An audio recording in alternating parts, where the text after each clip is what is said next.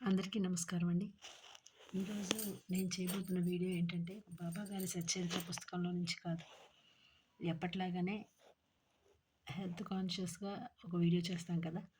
అలాగే ఈరోజు ఒక వీడియో చేయబోతున్నాము. అదేంటంటే ఆహ్, నేను ఇప్పుడే నా ఫోన్‌లో ఒక స్టేటస్ చెక్ చేస్తుంటే నాకొక క్లిప్ కనిపించింది. ఆ క్లిప్పింగ్ ఏంటంటే ఆహ్, దానిలో ఏముందంటే ఒక 2 డిఫరెంట్ సైడ్స్ ఉన్నాయన్నమాట. ఒక సైడ్ వచ్చేసి పిల్స్ అండ్ సర్జరీకి అండ్ ఇంకొక పక్క వచ్చేసి లైఫ్ స్టైల్ చేంజ్ అని ఉంది. పిల్స్ అండ్ సర్జరీ వైపు ఒక లైన్ క్యూఏ కట్టుంది. కానీ లైఫ్ స్టైల్ చేంజ్ అనే సైడు అట్‌లీస్ట్ ఒక్క వ్యక్తి కూడా లేరు. ఆహ్, ఆ రో అంతా, ఆ లైన్ అంతా ఖాళీగా ఉందన్నమాట. దీన్ని బట్టి ఏం అర్థమవుతుందండి? లైఫ్ స్టైల్ చేంజ్ చేసుకొని లైఫ్ లాంగ్ ఉండడానికి ఎవరు ఇష్టపడలేదు. పిల్స్ అండ్ సర్జరీ వైపే వెళ్తూ లైఫ్ స్పాన్‌ని తగ్గించుకోవడానికి చాలామంది ఇష్టంగా ఉన్నట్లు కనపడుతుంది. ఇప్పటికి కూడా ఇంకా మారకపోతే ఇంకా ఎప్పుడండి మారేది? పాత రోజుల్లో వాళ్ళు ఏమీ మందులు లాంటివి వాడకుండానే కొన్ని ఏళ్ల తరబడి జీవనం సాగించేవారు. అవసరం లేకుండా, వాడకుండా కాదు, అవసరం లేకుండా. గట్టి తిండి తినేవాళ్ళు, గట్టిగా పని చేసేవాళ్ళు. ఎక్కువ కాలం జీవించేవాళ్ళు. ఇప్పుడు ఈ రోజుల్లో ఇప్పుడున్న ఈ కలుషితమైన ఆహ్, జీవనం మనుగడకి కనీసం మనం మందులు వాడకుండా తీసుకోగలిగే ఆహారం కానీ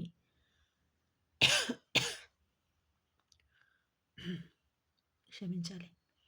మందులు వాడకుండా తీసుకోగలిగే ఆహారం కానీ, ఆ ఆహారం తిన్న తర్వాత మనం మందులు వాడకుండా ఉండగలిగే పరిస్థితి కానీ లేదు. కాబట్టి వీలైనంత వరకు లైఫ్ స్టైల్‌ని చేంజ్ చేసుకునే విధంగా ఏదైనా తాగాలి. ఏదైనా తీసుకోవాలి చర్య. అది ఏదైనా కావచ్చు. రోజువారీ మనం చేసే పని చిన్నదైనా సరే అలవాటుగా చేస్తే అది ఎంత మంచి మార్పుని, ఎంత మంచి రిజల్ట్‌ని ఇస్తుంది అంటే అది మనం ఊహించలేం కూడా. కానీ మనమేం చేస్తున్నాము? చిన్న అలవాటునే చేసుకుంటున్నాము.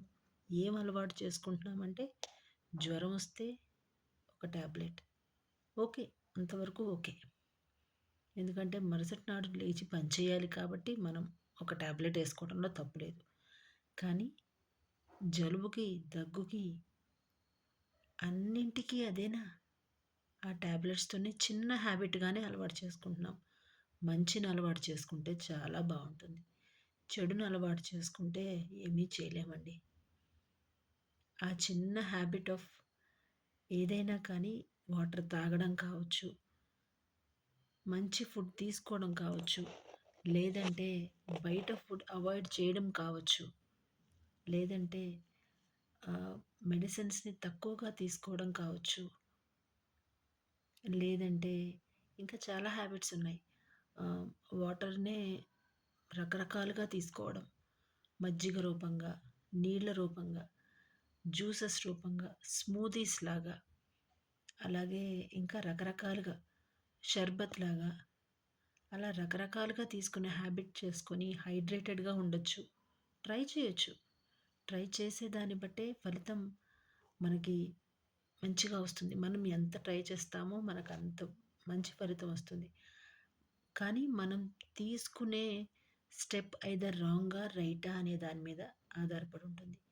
అదే మనం చేసుకున్న ఆ హ్యాబిట్ అనేది మంచిది తీసుకుంటామా? లేక మంచి కానిది తీసుకుంటామా? అనే దాని మీద మన రిజల్ట్ ఆధారపడి ఉంటుంది. అందరూ మంచి హ్యాబిట్స్‌తోనే ఉంటారని, మీ పిల్లల్ని ఉంచుతారని ఆశిస్తానండి. నమస్కారం.